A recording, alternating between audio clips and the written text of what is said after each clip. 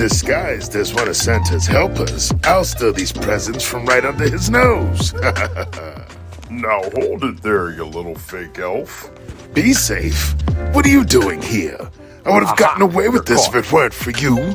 Sergeant Be Safe, you've been a very good boy this year. Hello, Santa and Rob You Blind. I knew you'd be in this area right about now. Ooh. Wow, this is perfect timing. This good family has just returned. It's always a good idea to keep your doors and windows locked when you're not home. Don't give Rob You Blind the advantage. There's very inexpensive cameras and security systems you can set up as well. Sergeant Be Safe, thank you for coming. We appreciate everything you do. Without you, this holiday season would be ruined. Wow, thank you, Sergeant Be Safe. You saved the day. You're welcome, and I'm happy to hear it. You guys enjoy the rest of the day. Santa, you have a safe trip back to the North Pole. Ooh. Party pooper, be safe. No gifts for you, Rob You Blind. You'll be put away this holiday season. Sergeant Be Safe wants you and your family to have a safe and enjoyable holiday season. And that's your tip of the day, to have a safe holiday. Merry Christmas. Oh, ho, ho, ho, ho, ho, ho.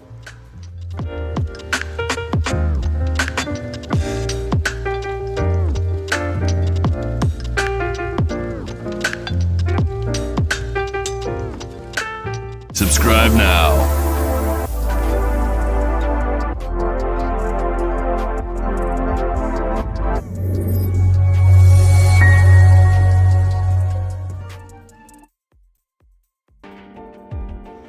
Welcome to Black and Blue, the podcast that's just for you.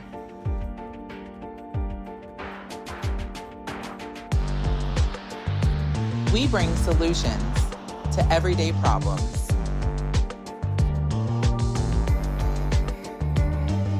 We are here to humanize the badge. By interviewing first responders and discussing their trainings, experiences, and publications. Black and Blue airs weekly at 7 p.m. Eastern Standard Time. Tune in.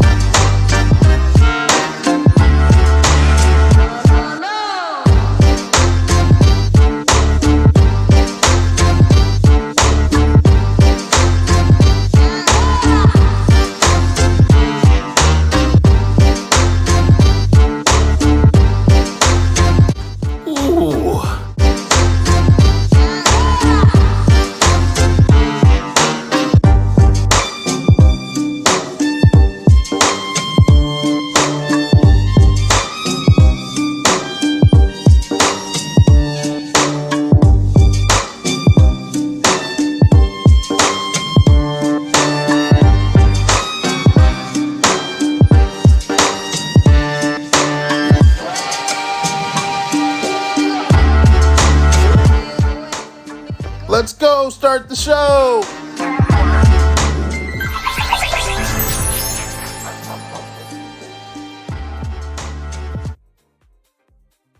And we are live and back in the studio again. Thank you, ladies and gentlemen, for tuning in. We are kicking off the month of December with another barn burner. We got a special guest backstage right now, and I'm going to introduce him momentarily. But thank you guys for tuning in. I'm Coach Clee. I'm your host. Sometimes you might know me as Clark Kent. You might know me as Clee Tillman. You might know me as Coach Clee. But either way, I'm your motivational speaker, your empowerment coach, your author, and your favorite baker's favorite baker. And we are here live on Black and Blue. This is the podcast that's just for you. We go live at 7 p.m. Eastern Standard Time weekly. And when we do, we go with a first responder or a law enforcement official, and we talk whether they're rookie, their season, or retirees, and we talk about their training experiences and their publications, and we have a lot of fun doing it. This is our effort to humanize the badge and get some of that information out there. All right, we got a all-star lineup today. I'm going a little quickly. Things are going to be a little different because I got a special video that I want to show to you guys, so I'm trying to get through this portion of the show so we can get to that video, and it'll set the stage for everything that's coming in this podcast. The month of December is moving nicely. We got an all-star lineup for the month as well, so make sure you guys tune in. Wonderful things. This platform, Starting to Be Safe, and this platform, Black and Blue, is sponsored by One Way Publishing. One Way Publishing, yeah, you see the 5 books behind me. I got to publish it through them. And there's also an all-star lineup of other books. They have other clients. 2 of them are dropping this month. I got to give them a shout out just in time for Christmas. One, Kay Childs and her poetry book is dropping as well, available on Amazon. And another one, Shayla Thompson, her children's book is dropping this month as well, and it's available on Amazon too. And we're going to discuss those in detail a little bit later. Like I said, we're trying to move on because we got a wonderful show that I can't wait to bring forth to you. Okay, make sure you tag, like, and share. Get this available. This is a live show. We're streaming on 5 different platforms. We're on 2 on Facebook, we're on 2 on YouTube, and we're on 1 on LinkedIn. All right, so make sure I can't see who's actually on here unless you put your name and where you're from in the comment section. Once you do that, I'll give you the shout out that you're looking for.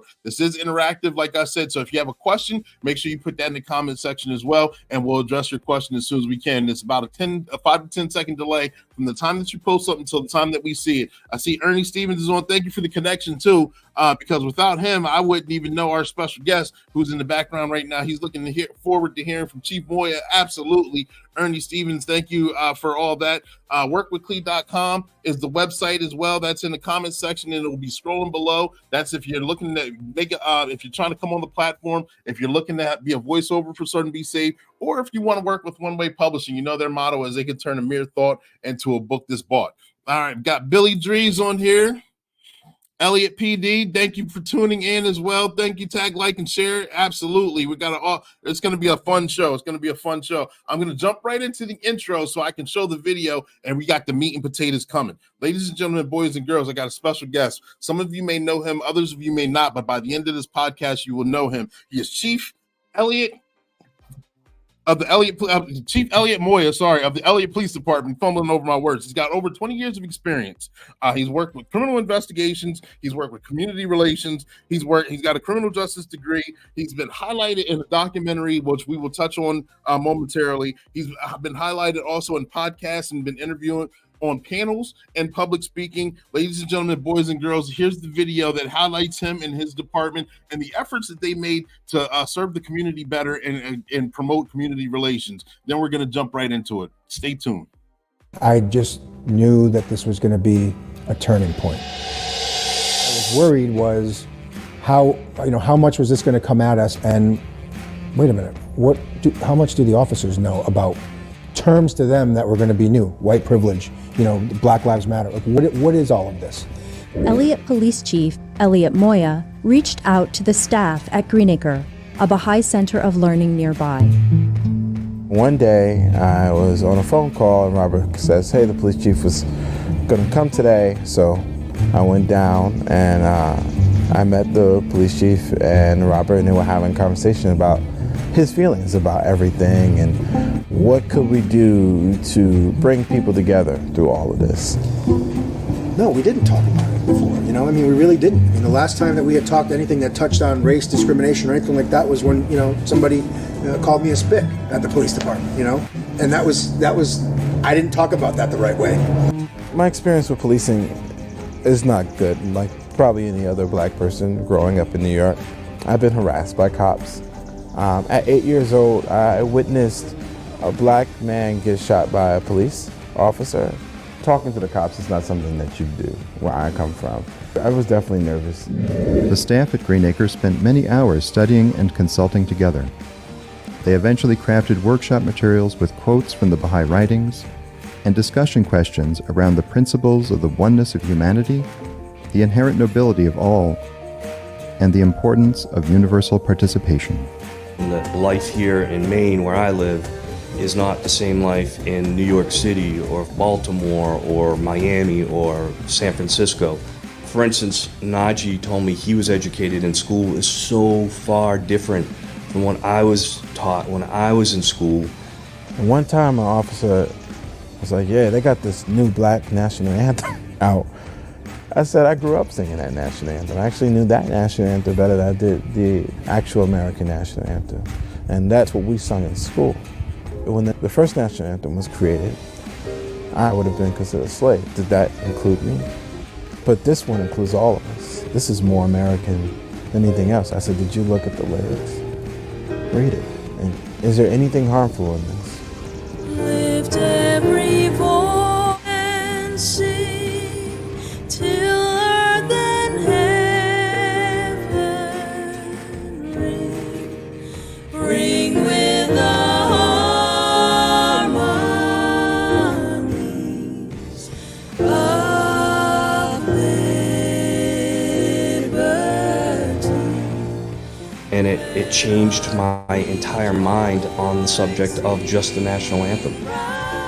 That was a very serious one to me.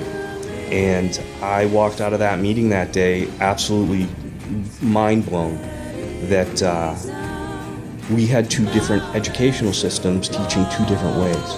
We read the mission statement of the police and we were like, wow, this is really good. You know, like it has the words of empathy in it and, you know, treating everyone with fairness and kindness, and it just didn't read like a prescriptive mission statement from a police department. It had a lot more feeling to it.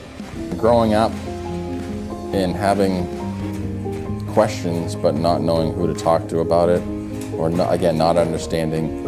I grew up listening to a lot of rap music, and obviously the language they use in those rap videos are typically derogatory.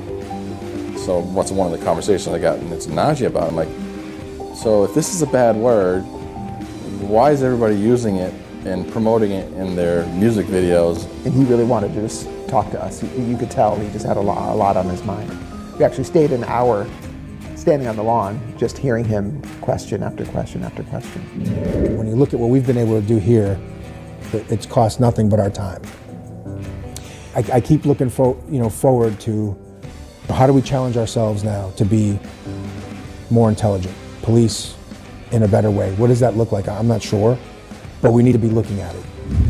I'm not so set in my ways as I was before. I think I try to listen a little bit more. Everybody has their story and where they came from. And a lot of times we're in such a hurry and a rush in the world that we don't take the time to just look around. It's been ingrained in us, treat everybody the same.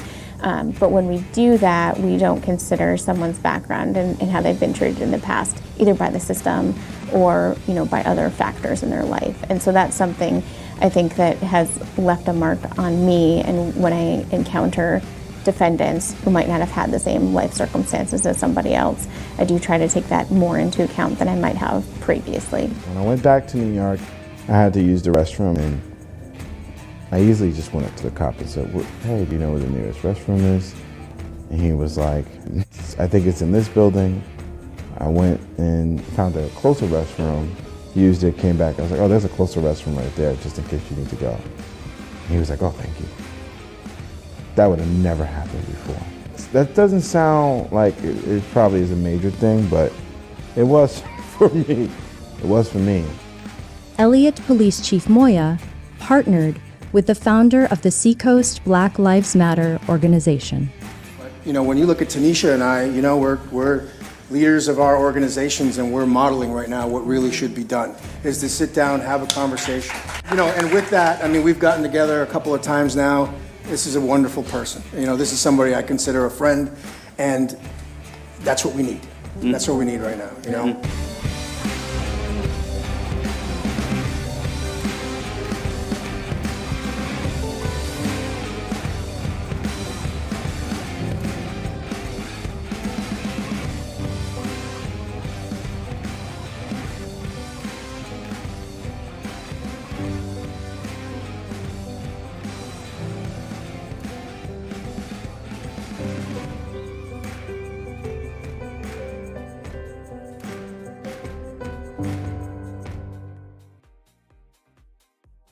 And there it is, ladies and gentlemen, boys and girls. That's a summation, quick summation. I had to chop it down, and make it available for the podcast here. The documentary that was sent to me. So we're going to jump right into this interview. Without further ado, get your questions ready. You guys got a little preview of who's here and what we're going to be talking about. Without further ado, I'm going to bring him to the stage. We got Chief Elliott Moya. Elliott, are you there? I'm here, Clee. How you doing? I'm wonderful. Thank you for making yourself available and coming here on the show. I appreciate you. Can you tell us a little bit about yourself, please? Yeah. I'm a chief of police and for the Elliott, Maine Police Department. Very, very small, safe community. Here in southern Maine. Been there for about 17 years. Kind of came up through the ranks there.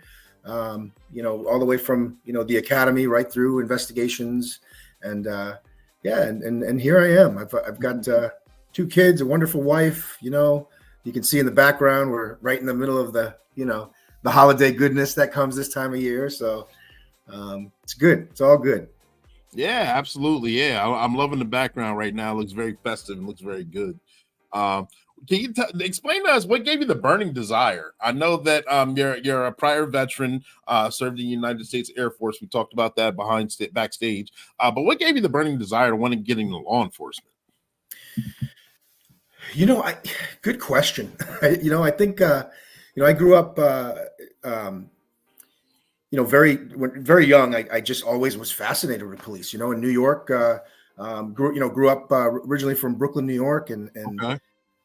You'd see the police everywhere. And as a little kid, right, that was it. I think at some point, I think everybody wants to be, right, a police officer, a firefighter. And I just kind of, kept going with that. Sometimes I wonder if I should have chose firefighting, but, I'm happy where I am and proud of what I do in our profession. Absolutely. Got Ernie Stevens here saying you're growing that Santa Claus beard. That's Seti P saying good evening, Mr. Tillman. Thank you, Seti P, for tuning in. Make sure you tag, like, and share. But tell us a little bit about. So we got to see the documentary. What started? What actually happened that you got to reach out to the Green Acres community to actually have a sit down and a one-on-one with your department and that organization that kind of started at least that documentary? I'm pretty sure there's a story behind all of it. Yeah, there is.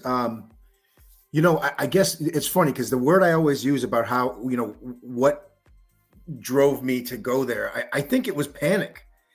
It was kind of like, okay, this was right, right after everything that happened in Minneapolis, everybody coming down on law enforcement. It was just an incredibly difficult time. And even in Maine, right, I think every corner of the country on some level, right?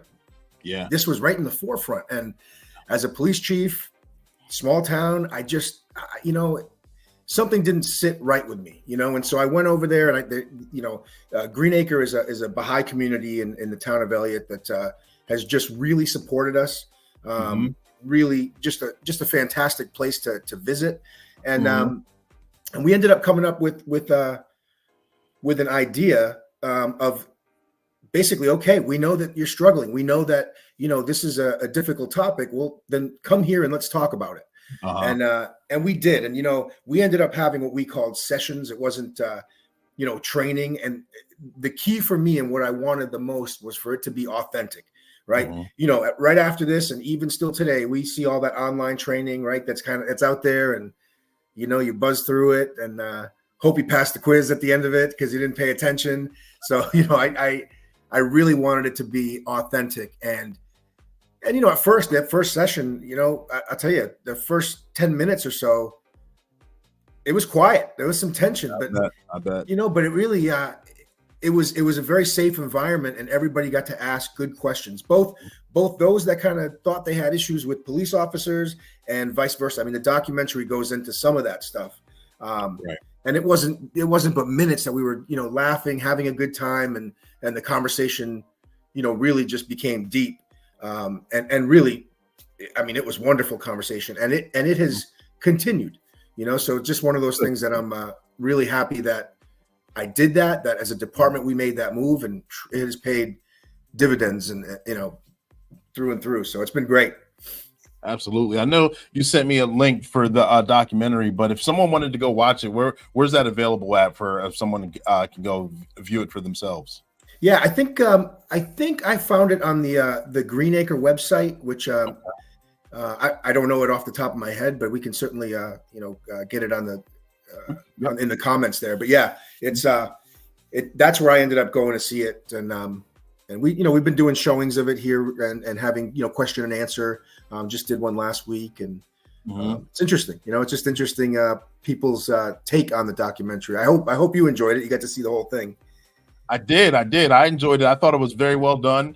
It shows perspectives on both sides, as far as first responder, law enforcement, and the community and staff members with Greenacre, and how everyone's, like you said in the documentary, that at first the tension was in the air. You can kind of feel the anxiety, the anticipation before, but then you could see as the conversations went through. It was very welcoming. It was very warm. It was very educational. I know the one part where one of the staff members where I'm here for my friends, I'm here for my family, and then actually, you know what, I have to accept the police officers into my world too, because everyone has a story, and everyone's story is different and unique, but all of it intertwines. Yeah. And that's where community policing and community relations come in. How do you think your department has changed since that sit down, or since those meetings took place as far as community relations? It's funny. You just said it. I think you used the word intertwined, and what I found is that everything is kind of intertwined. This I think this project is something that we continue to go and just have conversations over at Greenacre, just to kind of, they're just deep and rich conversations. So they raise us a level, you know what I mean? And I think that because we are as a team doing that our conversations every day at the police department end up being deeper.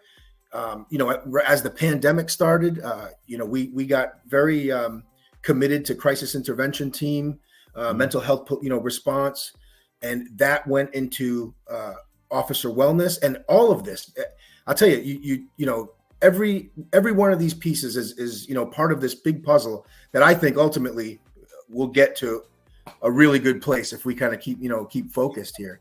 But as a department, that's kind of the journey we've been taking, and each one of those things right now we're I think really looking at the wellness thing, and it's been great. It's a struggle. There's been a lot of failures along the way with the wellness journey, but we're not stopping. We continue to do it. So this was just kind of, like I said, a piece of that puzzle that was unexpected, that it was going to be as rewarding, and as such a learning experience that thankfully, right, every one of the officers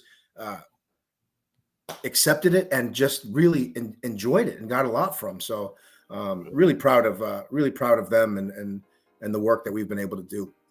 Right. Absolutely. And I know you just got back in from traveling, from being, were you actually on a panel, or were you in training itself for that? That was for mental health and wellness as well, correct? Yeah, it was a roundtable discussion for Valor. If anybody's familiar with that, Valor for Blue. Certainly, if you're not familiar, definitely go check that website out. It's got a lot of resources for officer wellness, a lot of good little kind of quick courses that can, just kind of help drive you in that direction if you're not there yet. And certainly, some rewarding stuff, great resources. Gotcha. Al Gons, thank you. Keep this podcast going. Thank you, brother. Appreciate it. We're having a lot of fun getting this information out and learning in the process. We're building the planes, we fly it. So Chief, talk about, I know in the documentary you said that and where you're at is 90% Caucasian or white. How do you believe that since the documentary, since the interviews, since the sit downs have happened, that race and justice have come into play with your department and with the community and with the outreach of the community as well? I think I love law and order, right? I think we need rules and we need to follow them because we know there's some people out there that get wild and always, challenge the system. But, we start at the academy, right? We come out of the academy and we want to get out there, run and gun, and, make all these arrests. And you kind of have this view of the police culture, from the academy, which is way up, right? Vigilance, all that stuff, which is great. It's what we need to learn at that point. And then, as time goes, we get a little wiser, right? We start settling down, we start seeing other perspectives, right? And that was where I kind of thought, empathy was important. It's one of our core values because, it's just, you got to kind of walk a mile in somebody's shoes, and True. These kind of programs and things that we have done, I think, have allowed us to do that. So I think we're, policing a lot better than those days fresh out of the academy. Right now, a little bit more experience, a little bit more compassion, trying to solve problems. It's just, it's a challenge. Don't get me wrong, right? I mean, it's like I think we were talking before. I've been a chief since 2016, and we've had, you name it. I mean, a pandemic you threw in there, like all these challenges that have just been incredible, for society to deal with. Yeah. But so that's kind of, that's kind of what what it is. I think just, looking at it differently and trying to problem solve. I mean, we got on every level. I think anybody who's a police officer has that want and willingness to serve. I think it's just in comparison a little bit different from, day one on the road after FTO and where I am now. It's still the same kind of service, but with a greater goal. How do we really help? How do we, help other than hinder, right? Which sometimes we can very easily do that with the authority that we have. Right. Absolutely. Ernie Stevens put the website here in the comment section for the Valor. And we got a LinkedIn user. Sorry, no name shows up. Said a wonderful thing about you. Sorry, the print small. One thing about Chief Moya is he remains steadfast, consistent, and true to his word through his actions. This dates back to his early days in loss prevention. It's great to see him continue his legacy in his service and commitment to the community. Absolutely. Shout out to you there. Yeah, loss prevention. That's old school. I wonder who that is. Yeah. LinkedIn doesn't always show the name. Sorry about that. And what actually on the LinkedIn site itself, since we're on 5 different platforms, it doesn't show. But if you go to LinkedIn, it'll probably show exactly who it is. Yeah. So the two different worlds colliding. Once the tension got through, and you had staff members that may have been Tammy O'Brien. Well said, Tammy O'Brien. There we go. Okay. And the tensions kind of subsided. What kind of other conversations took place? Conversations on both sides, as far as why do you respond in such a way? Why do you react in such a way? Maybe the staff members were asking, or some of your officers may be asking, why is everyone protesting right now? Why is it a difficult time for law enforcement when we're legitimately out here just trying to do our job? How did you take on those challenges? Yeah, that's a good question. And I think it was tough. I mean, here we are right in the last decade. We've come so far, right? Technology is different from when we started. All these things, social media, the media can, you really got to be careful where you're getting your information, and so, very true. So as officers, I think everybody was looking at that, and it was dark negativity, man. Everywhere you looked, it was negative. And so, to be able to do this again was just that good, safe opportunity to get down and get to the nitty gritty of, let's ask these questions. And I think if you don't seek out some of this information, right, you're just never going to know. Right. A great example was the national anthem, in that documentary, which I just always go back to that because to me that's so fascinating. And every one of the officers that we have, they love to learn, right? They're hungry to learn. It's just we're not always going to seek out, what we don't know or what maybe seems that it isn't important in our lives at the time. So, so that I didn't really get any pushback, which is which is what I expected with the crew that I've got. Gotcha. It really ended up kind of going into just more sessions, more conversation, mental health. Improving our mental health policing was just made sense.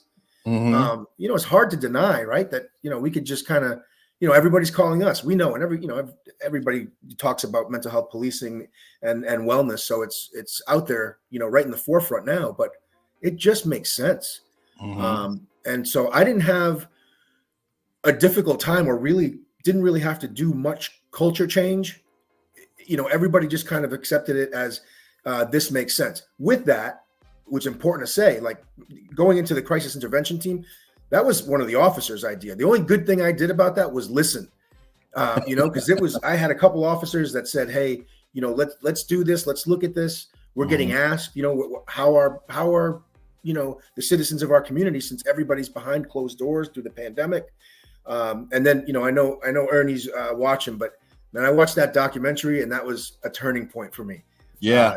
That was amazing. That was it's just what I needed to see to say, okay, this is it. This is how do we do this? And I know San Antonio is much bigger than we are, but how do we do this? And we did. We made it work, and very proud of that. And part of the co-response with our mobile crisis teams that were available there. I mean, we did that, and we did that on almost no budget. So that wasn't really. Oh, it's always one of the worries, of course, right? Budget and everything like that. But we made that work, and it worked fantastically. Good job.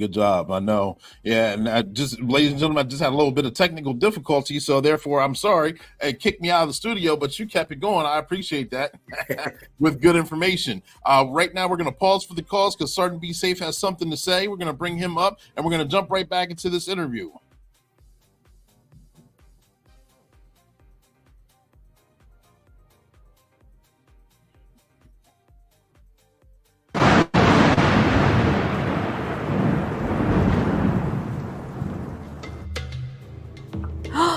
Ooh, look at all the pretty butterflies in the sky.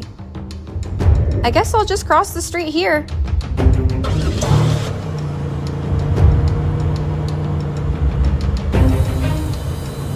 Oh, good. Light's green. I'm glad I can go. Oh my gosh, watch out. Sergeant Be Safe, Beast Mode, baby! Megan, watch out for that car. I got you. Oh, geez. I didn't even see that car coming. Oh my gosh, are you two okay? Yes, we're okay. Megan, you have to do a better job paying attention. I just wanted to cross the street. I didn't see you walking there. Megan, you just can't cross in the middle of the street. You have to go to the intersections and use the proper crosswalks. Wait for traffic to clear and then go. If you don't follow these simple directions, you could get a ticket for jaywalking, or worse, be hit by a car and seriously injured. I'll be more careful from now on. Ooh, look at the other butterfly. Oh my goodness. Sergeant Be Safe, you are the best. This is very true. Thank you very much. I did have to turn on supersonic beast mode to jump and get Megan out of the way. Remember, folks, look both ways before crossing the street and wait till the intersection's clear and cross at the crosswalks. And that's your tip of the day to get you on your way.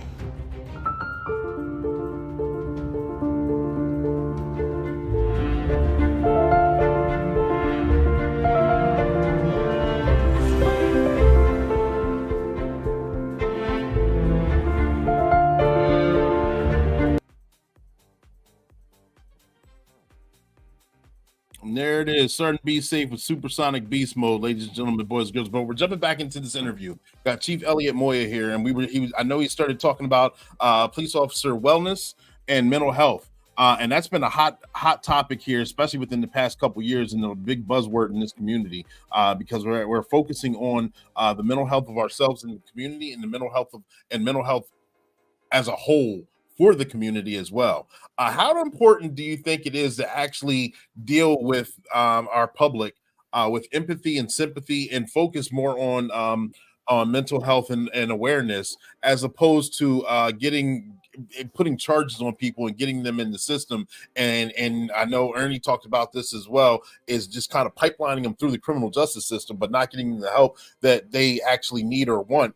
And it kind of clogs us up to actually focus on what we're supposed to be focusing on, which is crime itself. Yeah, yeah, definitely. Like I said before, definitely not the way, I looked at it through the lens initially, right at the beginning of the career. But, like I said, as we get wiser and we start to see what makes sense,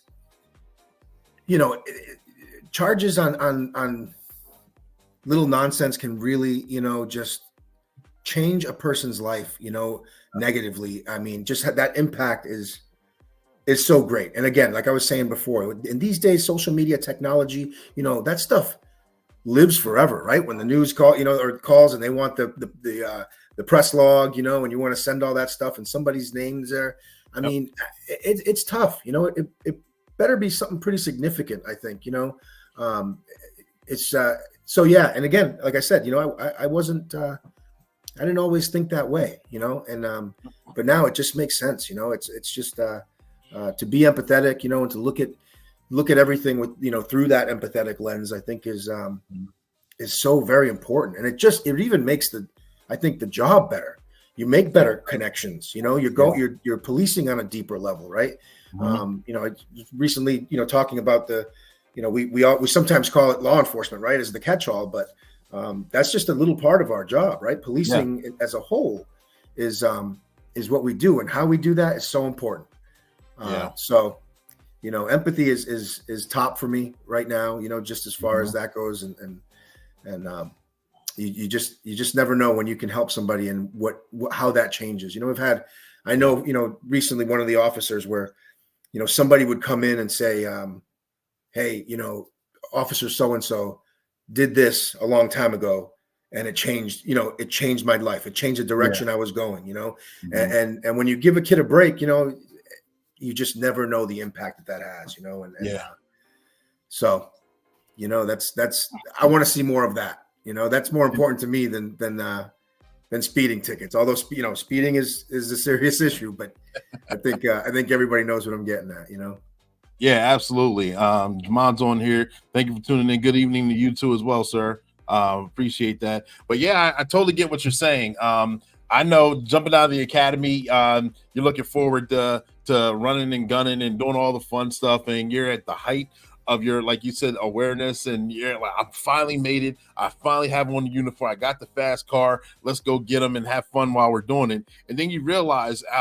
getting in this profession to want to do a good job, to help people out, and to work at a high capacity, then you realize once you learn how to navigate through this career, that everyone, it's not a us against them mentality. It's let's work together to make the community and the world a better place. And once you learn how to do that and communicate with people, you start learning, okay, this helps this situation. This also helps that situation. And you learn different routes basically to get to where you need to be to help out the community. Let's talk about mental health and wellness along with officers, because that's a buzzword itself. How well, or how can I put this? With your department or other officers that first responders that how important is it to at least check on, do mental health awareness checks or check in, or just to get things out that we pin up so much since we're the fixers and we don't always open up? How important do you believe that is to be? I think right now, I could be wrong, but I think that this focus on wellness is incredible. It's needed. And I think it's going to be, if we keep moving in this direction, it's going to be what, I hate to say fixes our profession, right? But it's going to be something that really, really impacts it in such a positive way. And we're already seeing, so many people, that just come forward and talk about this stuff. We talked about me going to Oklahoma recently. Man, some of the stories that I heard there were so deep. So impactful. And I ended up, I talk about it openly, it was a point in time where it was like a lot going on, and And I was like, I need a little bit of help here. I feel alone. I feel, so I went and went to therapy, did that.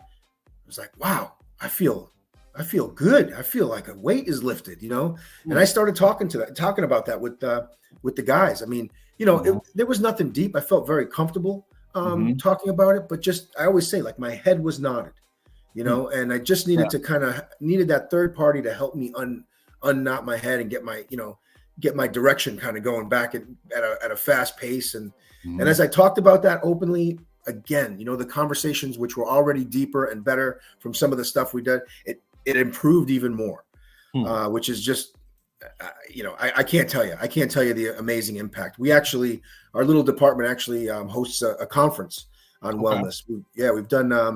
We've done 2 so far. In fact, Ernie Stevens was at the last one and presented. Chad Bruckner, who you had on, was there. And this is, people have said that this is a, kind of like a conference like no other. It's very different. Okay. It's very deep, and we just, kind of talk about, we have our presenters, we have people that are there that do some of the psychologists that help do our wellness checks. Just incredible. And it's just that is so valuable, and we've made some amazing connections that I think have helped our department. And even recently, I heard, because of the conference, other people that have done some of the stuff that were presented at the conference, and it's just, and they were saying it's great. Our goal to do the conference is to help one person, and we're learning now that we're helping a lot more than that. So the effort is so worth it. So worth it. Gotcha. Making the connections and making a big difference is a good thing. Congratulations to you and everyone who shows up for the conference. I'm from what I hear and from what I saw just from doing research, it's pretty dynamic. So I'm looking forward to watching it flourish and do great things. Yeah, thank you. Yeah, absolutely. I know also from the documentary, toward the end of it, I guess you had to do some sort of role playing, or you had to read a script of what's her Tanisha. I'm sorry, I'm gonna mess her last name up. And then you guys became good friends, and like you said, you guys are head of organizations, and you guys have an important job. But to actually understand the other person's point of view, it merges the community. Can you tell us a little bit about that and the partnership that you and her had as far as the podcast? Yeah, so it was Project Empathy that we did, and basically. Okay.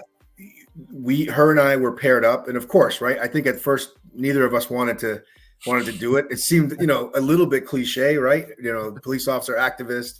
Yeah.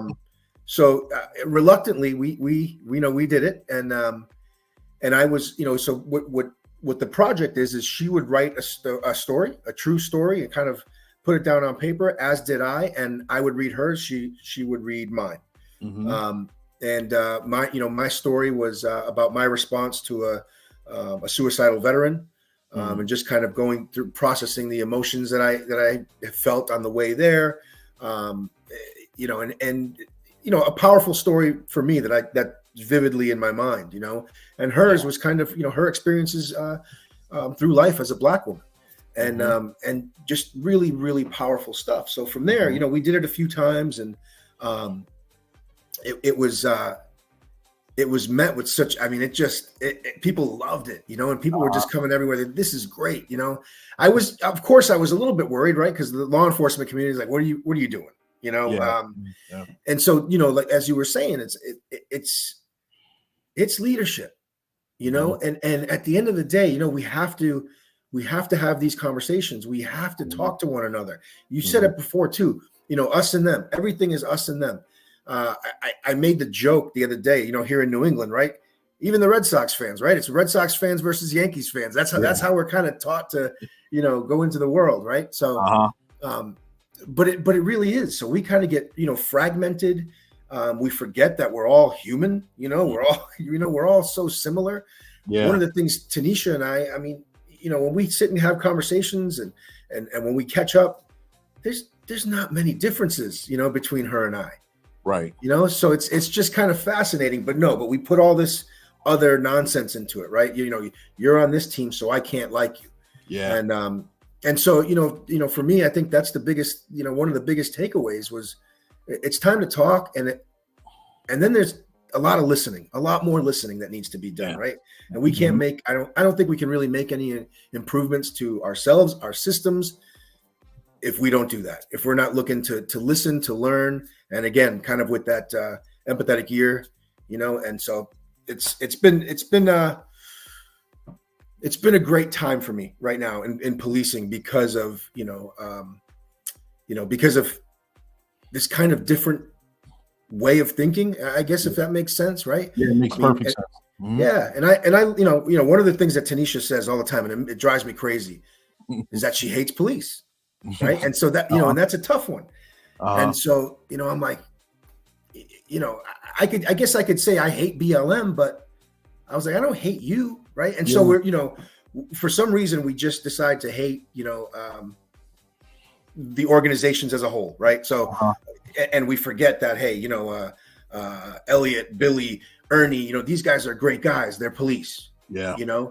And so, so it's interesting. It was also described to me once, like, this whole movement was, we were kind of the low hanging fruit.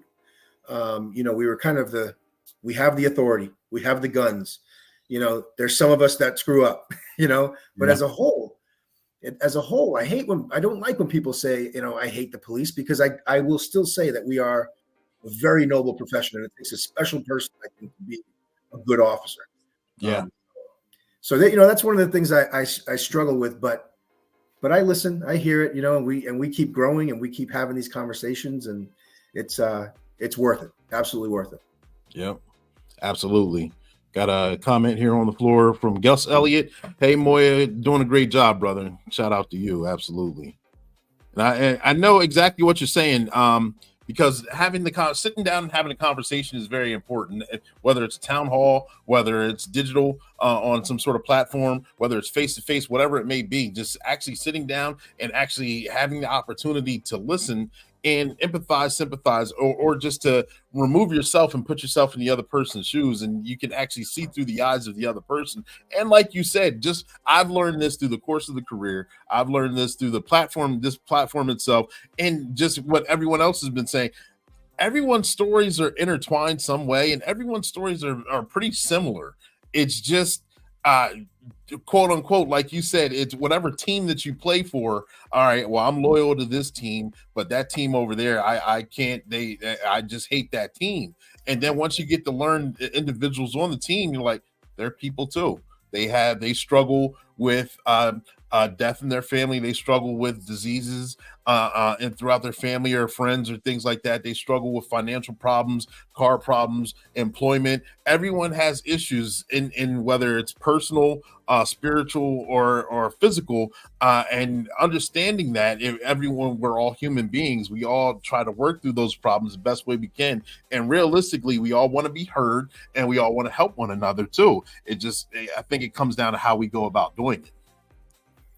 Yeah, absolutely. And then, I guess we overthink it, right? We overthink, this is a big problem. How are we ever going to get to the bottom of it? And I think, even with the podcast that Tanisha and I do, sometimes it's just that conversation, right? Yeah. It's these small little steps. Like, let's just keep making, incremental change until all of a sudden, everything's changed for the better, hopefully. Right. So, I kind of, it's like how I approached wellness at first. I wanted it to be snap of a finger, and I've got a wellness program. Everybody's great. We're all, we're all eating right. We're all fit, but as we move slower through it now, again, I keep kind of saying it, it's a little bit more rewarding. Not everybody's ready to jump into, a yoga studio, right? Not everybody's ready to go to, a therapist or, get counseling. Right. But at some point they are. So you've got to allow people to do that, on their schedule. And that's kind of the approach now, right? It's going to be slow going, but always moving in that direction. So Absolutely. Which brings me to another topic. You said this profession is still, whether it's loved or hated, and it's very cyclic as well. We go through moments where our profession is extremely high, where Thank you for your service. Thank you for being there. Thank you for doing what you do. Most of the time, I think we're right here in the middle where if we're not needed or seen, it's accepted. They expect if you dial 911, the first responder is going to come. Lately, we've been at the very bottom where it seems like the entire world just hates everything that we do for whatever reason it could be. And it bounces around from those three. I think we're coming out of that. So we're coming back toward the middle.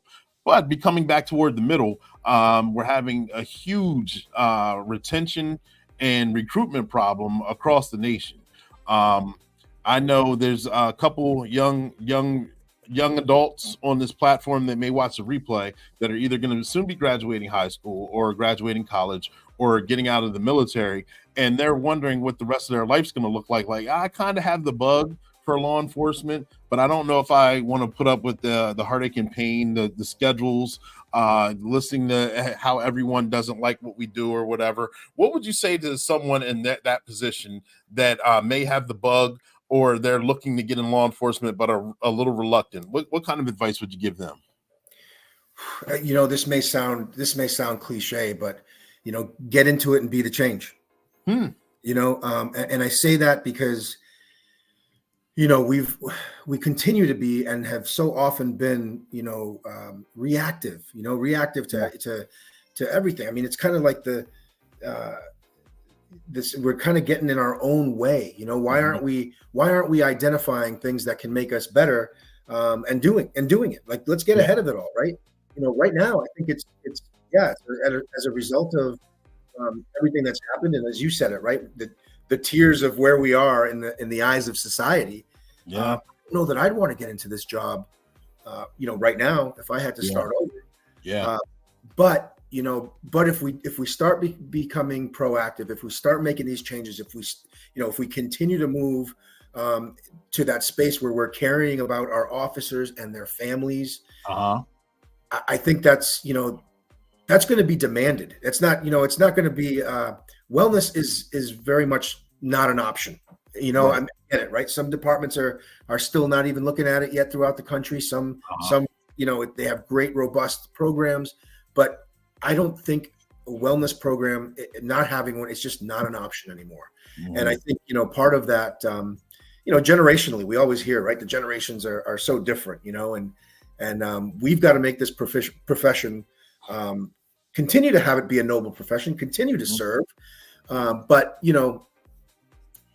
a big part of that is our culture, how we carry ourselves, and how we take care of ourselves. I heard something great in Oklahoma, and I'm sure you've probably heard it, but we always say get home safe, right? And I think for the most part, I think we do a pretty good job at that. But are we getting home well? Right? Safe and well, two different things. Let's get home safe, but let's be well. And I think once we do that, and once we can prove as a whole that we're working on that and we care, I think we'll see people, starting to come back to the job. I think I'm hopeful anyway. Gotcha. It's a good answer, a good explanation for those again young adults that are kind of got their toe dipped in the pool but haven't jumped all the way in. Good explanation. I'm gonna ask caveat to that, the other side of the coin now. Same question, except a retention problem. You got seasoned officers or officers that can see the light at the end of the tunnel. They remember the days when got in probably post 9/11 or around that time. So got in right when it was, hey, thank you guys. Thank you for your service. I love what you're doing.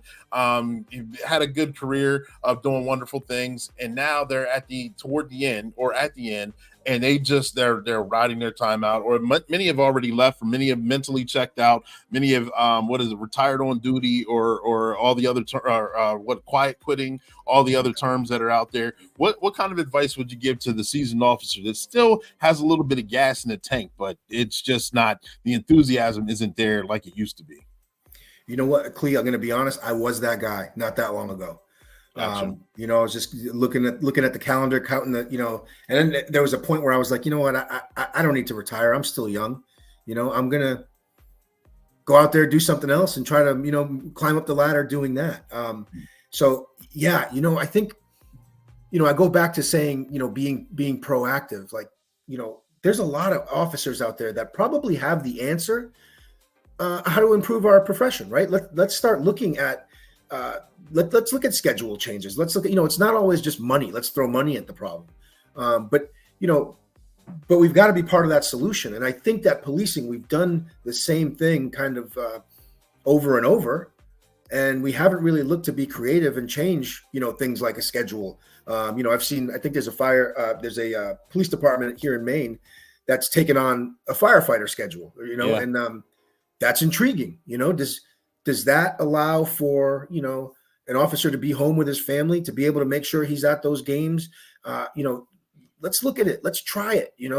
Let's not let things get in our way that, that wouldn't allow us to make this job what we need it to be for us. And I think that answer does lie within those officers that that have that tenure, that have been here for quite a while.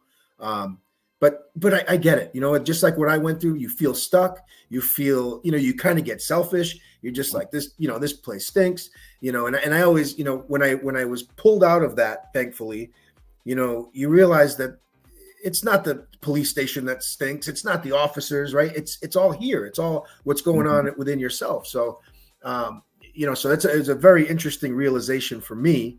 And we all go through it. We all go, through the ups and downs, right? That's just being human. Yeah. But again, when we talk about wellness, we talk about teamwork and being the type of team that recognizes when one of your brothers or sisters is having a kind of a bad go. Let's figure out the problem. Let's figure it out together.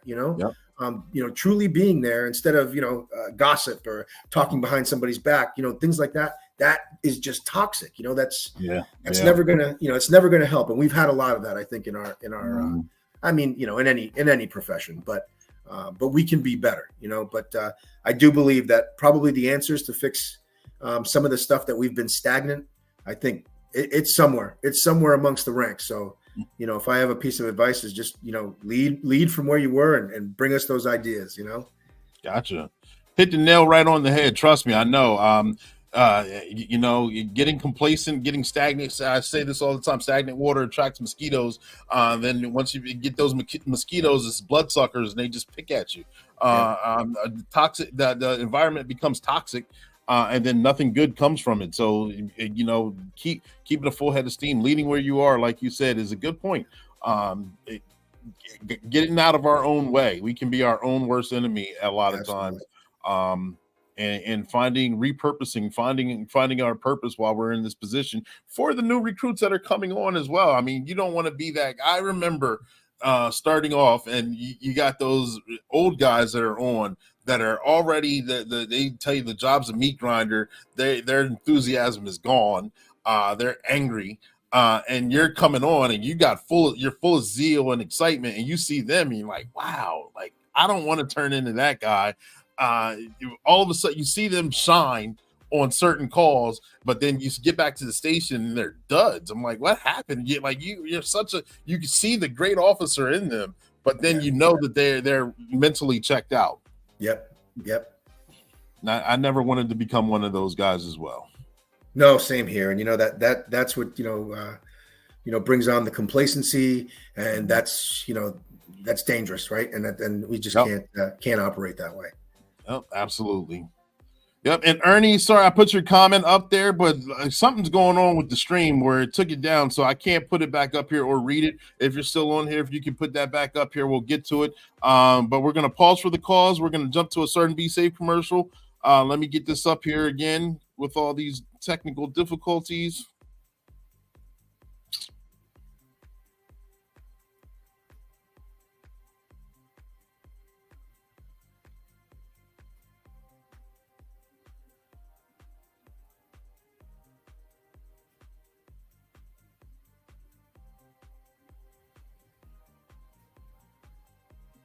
There we go.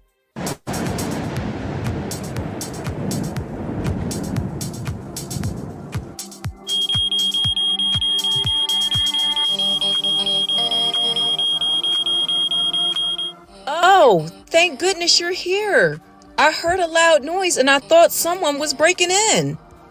Don't worry, Jeanette. I'll take a look around. I'll make sure everything's secure. Aha, I found your problem. It's your smoke detectors. They need batteries.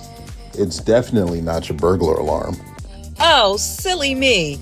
I guess I got a little too alarmed. Thank you, officer. I'm glad I could help, but you need to make sure you get some batteries immediately and take care of that before it becomes a bigger problem.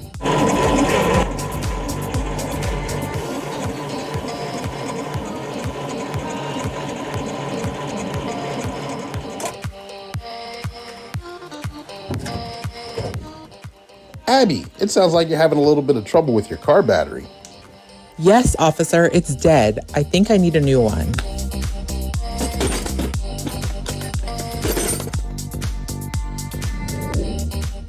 Ah, I see the problem. Nothing's wrong with your battery. Just turns out that you're actually out of gas. Oh no, how did I not realize that?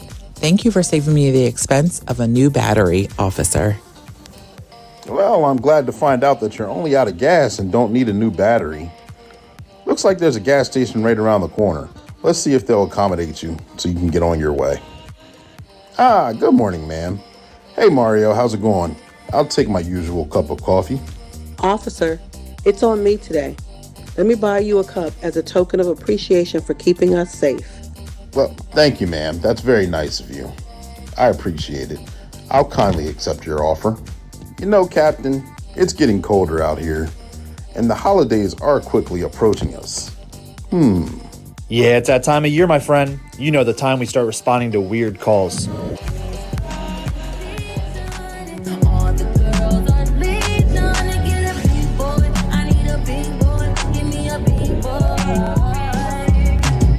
say it's cuffing season, baby. You ain't good enough. True. I almost forgot, Captain Chaos. You're absolutely right. Cuffing season is now upon us. You guys be safe out there. That's coming from me, Sergeant Be Safe. And that's your tip of the day to get you on your way.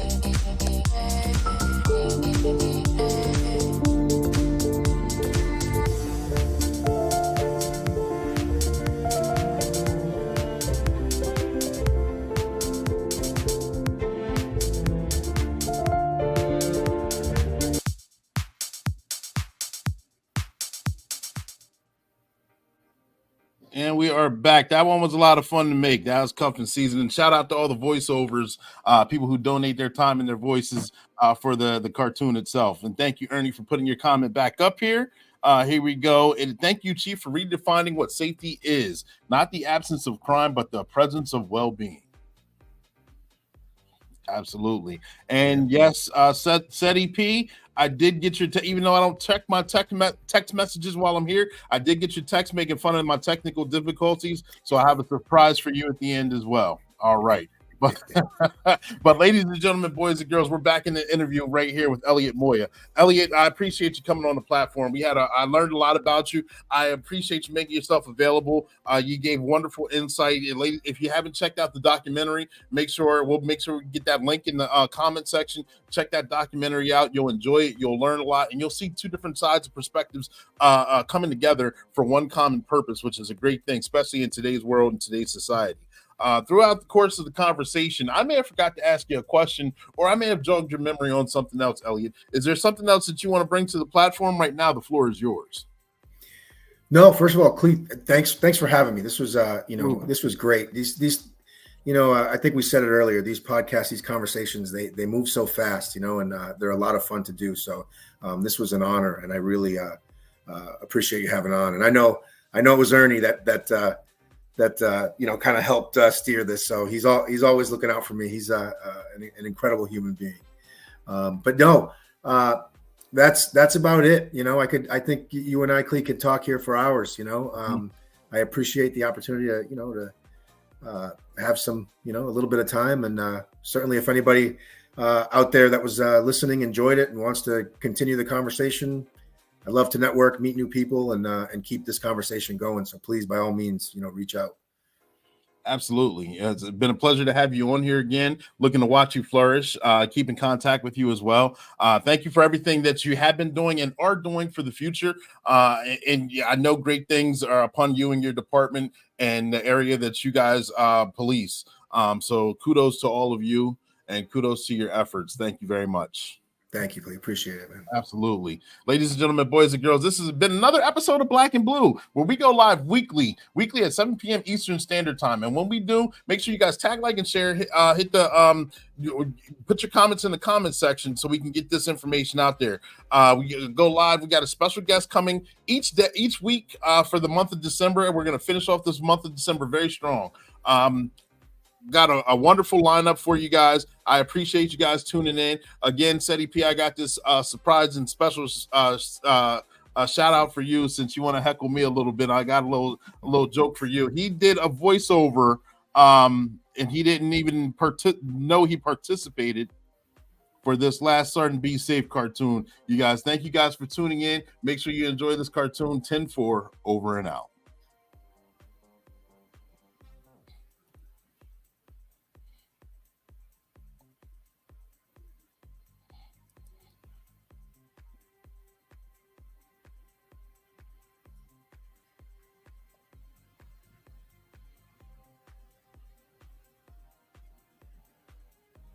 Here we go.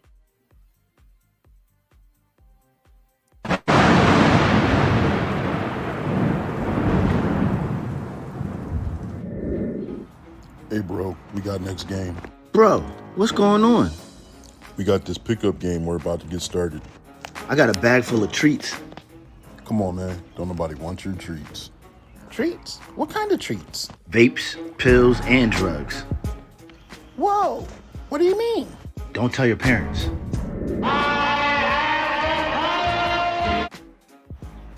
Looks like I'm right on time. What's going on here? There's Sergeant Be Safe. I gotta get a picture. Oh man, Be Safe. Treacherous Tony, we know you're up to no good. What's in that bag right there? What bag? Sergeant Be Safe, it's his drugs. He tried to sell it to us. Thanks, big guy, for letting me know. You're welcome. You kids get out of here. Treacherous Tony, drop the bag and come over here. You'll have to catch me first. Don't run, or you're gonna get tased. All right. Taser, taser, taser.